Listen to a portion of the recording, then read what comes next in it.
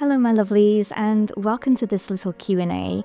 First of all, thank you so much for all the beautiful questions. You guys sent in so many and I loved reading them. I just want to say a very quick sorry in advance that I didn't manage to get through as many as I'd hoped. I may have slightly over answered the ones I chose, and I think, I was trying to be really thoughtful and articulate, and so I was stopping and starting a lot, and I think I've just kind of burnt myself out. So sorry about that. I think I still have a bit of a way to go to get myself comfy on camera. It's always been a bit of a daunting thing for me.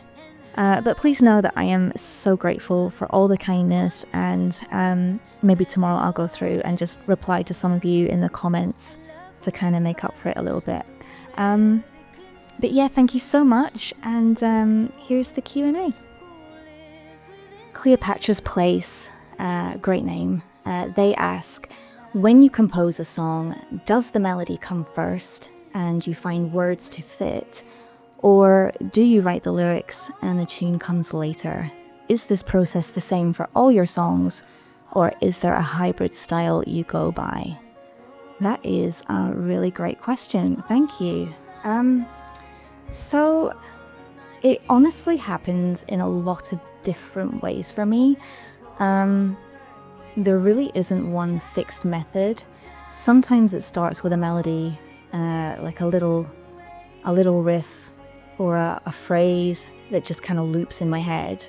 Other times it's a line or a lyric that hooks into me, and I'll build the whole song around that feeling or image.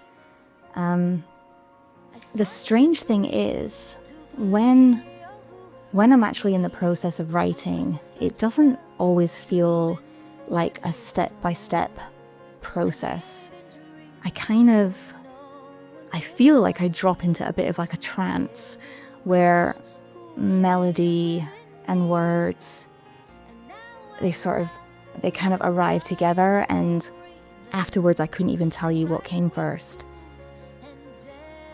They sort of feel, I want to say, like braided, kind of like they grow out of each other.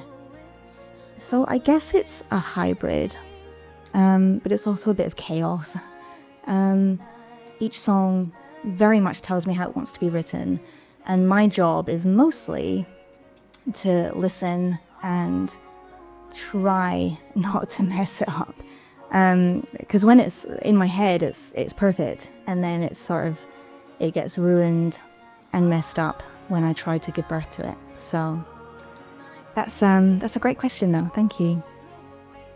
Okay, LD6579 asks, what inspired you to write the Hannibal fan song, and what new songs do you have planned? Okay, so Hannibal was written purely because I was obsessed with that show, like obsessed. And I had, well, actually I still have a very, very big crush on Mads Mikkelsen, who I think is the sexiest man alive. And it was just a fangirl thing. Honestly, it really was born out of me being a fangirl and wanting to live in that universe and just kind of deep dive into that world a bit. So I was just fangirling. I loved it. Loved making that song. That was a fun song. What new songs do I have planned? Well, at the moment I'm very focused on my Anne Bonny expanded album. So that's the complete foreseeable future. But always stay tuned. You never know. Something might happen and my brain might just go, right, we need to write a song for that. So at the moment it's Anne Bonny. Casual Belief asks, what do you think is the greatest achievement for an artist, and what's the nicest thing someone has ever said about your work? And even more importantly, are you okay? Oh, love, that's so sweet. So I think the greatest achievement for an artist is knowing your work has meant something to someone else. The moments that reward me the most are when people tell me my music has brought them comfort or helped them through a really rough time, or even inspired them to create something themselves. So I love the idea that art doesn't just end with the person who made it, but it turns into more art. And I find that loop just really, really beautiful. As for the nicest thing, so it's always just some version of that, you know. I've had a lot of lovely things said to me over the years, and it's just usually hearing that a song has made someone feel less alone or seen. I just find that very touching. And lastly, thank you for asking if I'm okay. A few people have asked me that actually, and it's just really, really sweet. Yes, I really, really am very, very okay these days. I feel very content, very peaceful. I'm loving falling back into my Anne Bonny work, and I'm just in a place of just a lot of gratitude. I feel like when you go through years of hard stuff, especially when it's mental health stuff, and you do come out on the other side and all the colors come back, it can just be the most intoxicating, beautiful feeling in the world. And I'm just really enjoying breathing in and, you know, living in the moment. So yeah, thank you for that question, and I hope you're all doing really, really good. Nifrain, I don't know how you say that. Nifrain9494 asks, what's your favorite dinosaur? And I love that that rhymes. Easy answer, Diplodocus, all the way. And that's only because I watched The Land Before Time quite a lot as a kid, and I was very, very much into that dinosaur. Sometimes I like Triceratops as well, and I think that's a little bit because of Jurassic Park. And I always felt sad for that Triceratops that was dying at the start. Yeah, Diplodocus. That was an important question. I'm glad you asked that. Okay, so Beloved Benton asks, besides making music, what other hobbies do you enjoy? Thank you for your question. So I am very much a gamer girl, a huge gamer girl. I love all kinds of games. I love cozy farming games like Stardew Valley, Disney Dreamlight Valley, Coral Island, Fae Farm. I love RPGs like The Witcher, Elder Scrolls, Assassin's Creed. God, I am just a fiend for games. I'm always hungry for new games all the time. Ever since my parents bought my sister and I a PS1 way back in the olden days. And it was just an instant, immediate love. And I've just loved gaming ever since. So honestly, my favorite thing in the whole world is curling up on the sofa with all my animals, putting something on like RuPaul's Drag Race in the background, and just grinding a really good like farm game or something, and eating snacks. So yeah, that's peak happiness for me. Yeah. Luthian Tanubiel. Hey, so I wanted to ask if you are planning on making more Lord of the Rings inspired music in the future. Yeah, absolutely. I never close the door on anything. I love to go back into worlds. Lord of the Rings is one of my favorite stories and one of my favorite worlds. And the music is so beautiful in that world that absolutely, I definitely will revisit it, I'm very sure. The Shih Tzu Club 6965 asks, you've made quite a few songs about witchcraft and specifically Hecate. How did that come about? Okay, so I've been obsessed with witches for as long as I can remember. Genuinely, since childhood, there was Okay, there was actually there was a bit of a running joke in our family about a witch who lived in the attic called Granny McFangle, who was supposedly always poised and ready to steal us away if we misbehaved, which is really, really funny in hindsight, but it also meant I was petrified. Petrified of attics and petrified of being upstairs in the dark when there was no one there.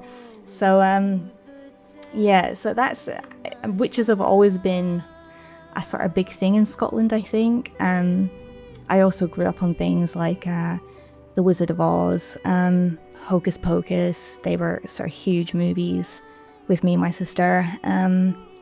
So witches were always this kind of magical, misunderstood, dangerous kind of thing. And then as a teenager, and I think all teenage girls go through this, I became obsessed with The Crucible and the Salem witch trials. And that was kind of the moment that it stopped being just a fantasy for me, and I started becoming something, well, it started becoming something more heavy and more real. And as the older I got, I realized why witches have always fascinated me, especially when you look at them through like a feminist lens. Historically, the label of witch was so often used against women who were independent, outspoken, sexually autonomous, elderly, ugly, poor, healing focused, or simply just inconvenient. Witches became a symbol of what happens when women step outside the roles they're supposed to stay in. So when I write about witchcraft or figures like Hecate, it's not just about the sort of magical side of it, it's about power, autonomy, and kind of standing at the crossroads of like fear and freedom. And so witches kind of represent, I think, knowledge that couldn't be controlled, and that's always something I find really compelling. Bo Winden asks, who would win in a game of chess between Bonnie and Hamish? For those of you who don't know, Bonnie and Hamish are my two little doggies, and the answer to that question is neither. Hamish would probably have a nice little snooze on the chessboard, and Bonnie would eat the majority of the chess pieces. So Magda from Patreon asks, what are your favourite soundtracks or specific songs from TV movies? What do you think about the Bridgerton classical covers of pop songs? So I think movie and TV soundtracks are quite possibly my favourite kind of music in the world. One of my favourites is this obscure 90s period movie called Jude, starring a very young pre-Titanic Kate Winslet, and it was scored by Adrian Johnson. I love it because it leans really heavily into like raw, scratchy fiddles and really beautiful piano, and it's so melancholic and romantic and full of desperate longing, and I just adore it. More mainstream though, I adore anything by James Horner. He is my absolute score god. I was really, really devastated when he died, partly also because he never got to score the rest of the Avatar movies, and I was loving those, and it's just such a huge loss to the world of film music. Yeah, I really, really miss him. As for the Bridgerton covers, honestly, I kind of love them. The show's a bit silly and smutty, but it's so entertaining and the music is delightful. They had this string quartet version of Alanis Morissette's You Ought to Know, which is one of my favourite songs ever, and I adored it. I honestly could listen to that whole Jagged Little Pill album reimagined in the Bridgerton way. Oh, love it, love it, love it, love it. Jenny Ainley from Patreon asks, what other historical figures or fandoms would you like to write songs about at some point in the future? That's a brilliant question. So I did announce that I had started working on an album about the 5 women who were killed by Jack the Ripper. And then unfortunately, I went through that horrible breakup and I just couldn't really face a big album project like that. So it's still something I really, really want to do. Basically, I fell in love with a book called The Five by, it's either Haley or Hallie Rubenhold, and explores the women's lives long before they became defined solely as Jack's victims. She also challenges the myth that they were all prostitutes, which was probably a piece of media sensationalism that historically was used to shame and blame these women. Unsurprisingly. Anyway, her work really inspired me, so I would love to create that album that tells their stories and restores their dignity. For me, I love when songwriting can be a way of giving historical women back their voices and their stories. I find that really powerful and meaningful. Lovely Paul McCormick from Patreon asks, I would love to hear how you came to start your awesome Titanic book. What is the current state of your book, inspiration, writing, drawing, and do you believe you will publish this at some point? In a world where AI shapes almost all young minds into the same mold, your real art would be a brilliant inspiration to a new group of young people. That's very, very sweet, Paul. So here's the thing. Here's the unflattering truth about my Titanic book. Breaking news, I am a very, very, very sensitive soul.